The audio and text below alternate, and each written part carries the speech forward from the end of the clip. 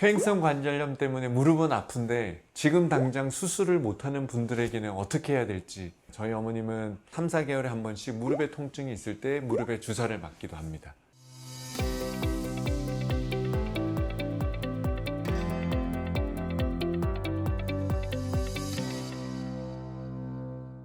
우선 예를 들어 저희 어머니 예를 들어 말씀을 드리겠습니다. 저희 어머님은 54년생이시고 만으로 61세 때 왼쪽 무릎의 퇴행성 관절염이 사기 진단을 받아서 인공관절 수술을 하셨습니다.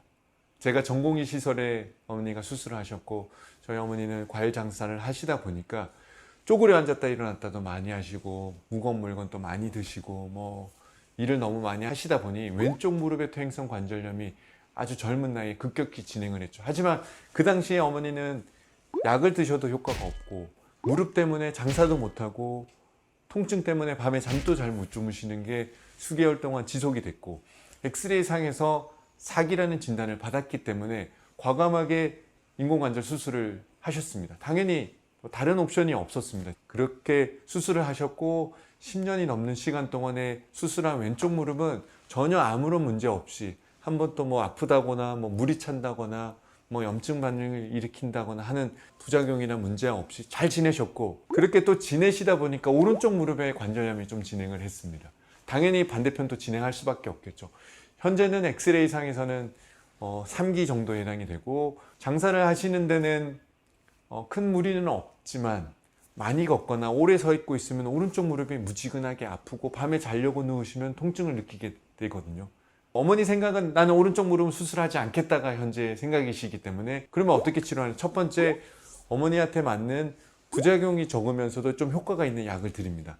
소염제도 드리고, 이 소염제라는 거는 비스테로이드성 소염제, 그리고 소염제 추가해서 좀 진통 성분이 좀 강한 타이레놀이라는 약에 비슷한 성분의 약을 같이 드립니다. 어머니는 이 약에 대한 부작용이 없으십니다. 그래서 약을 먹으면 좀 편안함을 느끼시는 거죠. 그럼에도 불구하고 3, 4개월에 한 번씩 무릎에 통증이 있을 때 무릎에 주사를 맞기도 합니다. 무슨 주사를 맞느냐? 사실 무릎 주사는 종류가 너무 많기 때문에 뭐 연골 주사도 있고 재생 주사도 있고 뭐 여러 가지 주사가 있습니다. 제가 지금 일일이 다 설명을 드리기는 어려움이 있지만 당연히 부작용이 없으면서도 효과가 있는 주사를 드려야 되니까, 항염 효과가 좀 강하다고 되어 있는 재생 주사, 뭐 소위 말해서 DNA 주사라고 알려져 있는 주사를 저는 드리고 있습니다. 저희 어머니는 한 3개월에서 6개월에 한 번씩 맞으시고 있습니다. DNA 주사는 인체에 해롭지 않기 때문에 반복적으로 맞는 것은 해롭지 않습니다. 다만 이게 뭐 학문적으로 얼마나 효과가 있는가, 이 주사를 맞으면 과연 몇 개월 동안 효과가 있는가, 사실 이거는 개개인마다 차이가 너무 있기 때문에 효과가 좀 떨어질 수 있는 분도 있고 효과가 아주 좋은 분들도 있고, 일반적으로 이렇게 이 주사는 무조건 좋다라고 말씀드릴 수는 없습니다. 하지만 저는 어머니의 통증을 좀 줄여줘야 되기 때문에 그 주사를 드리면 어머니가 또 편안해 하십니다. 그리고 또 운동을 해 나가셔야 됩니다. 그럼 어떤 운동을 할 것인가? 두 가지로 나눠서 합니다. 첫 번째, 유산소 운동. 두 번째, 무산소 운동.